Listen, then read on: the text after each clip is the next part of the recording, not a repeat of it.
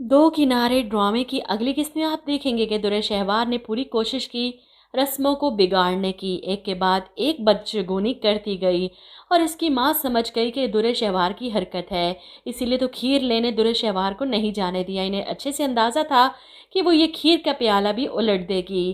खैर दुर्र शहवार ने मुंह दिखाई की रिंग भी गायब कर दी और इसे डस्टबिन में फेंक दिया। कितनी मासूम बनकर अपनी माँ के सामने ड्रामा करती है, किसने चोरी की होगी रिंग।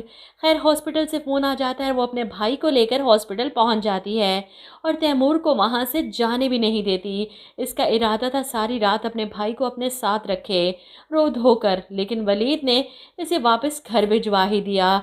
जबकि दुर्र शहवार को बिल्कुल भी अच्छा नहीं लगा, इसलिए तो वह कायनात और इसके भाई को कमरे से निकलवा देती है कि मैं अपनी बेटी का ख्याल खुद रख सकती हूँ। इन लोगों के जाने के बाद वो वलीद के सामने रोने रोती है कि शोहर तो बर्दाश्त कर लिया मैंने, अगर ये मसला मेरी बेटी में भी हुआ तो मैं तो मर ही जाऊंगी, कैसे बर्दाश्त करूंगी दो दो मरीज। ये सुनकर वलीद परेशान होकर फौरन दुआ की तरफ हाथ बढ़ाता है, अल्लाह ना करे मेरी बेटी को कुछ ऐसा मसला हो। ऐसे में वलीद का हाथ ही झटक देती है कि भाई पीछे रहे, मेरी बेटी के पास मत आए, हर वक्त उसके साथ चिपके रहते हैं, अपनी बीमारी इसको भी लगा दी।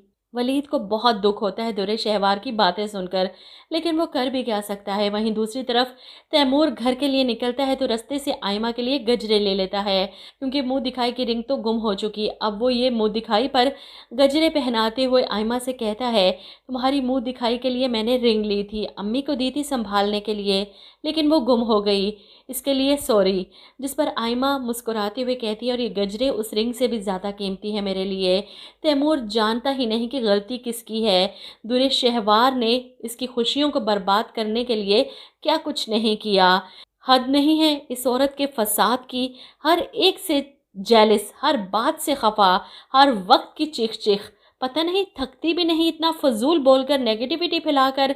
दुआ हॉस्पिटल से डिस्चार्ज होती है तो घर जाकर दुर्र शहवार अलग मुंह फैलाकर बैठी है कि मेरी बेटी इतनी बीमार रही और इनको आयमा के नाश्ते की पड़ी है, रस्में पूरी कर लें बस, बेटी की परवाह नहीं। वलीद को समझ नहीं आ रही कि दुआ तो बिल्कुल ठीक है, लेकिन दुर्र शहवार क्यों इस बात पर आयमा की छोटी छोटी खुशियों को ख़त्म करना चाहती है। अब दुर्र शहवार को सिर्फ अपनी फ़िक्र है, अपने लिए जीती है, अपने ही दुनिया में खुश रहती है। इतना सब कुछ होने के बाद वो सुकून से शॉपिंग करने चली गई शॉपिंग मॉल। जो 70-80 लाख वलीद ने इसे सेट की रकम अदा करने के लिए दिए थे, इसकी तो मौजें लग गईं। वो पैसे भी रख लिए और सेट भी इसका हुआ।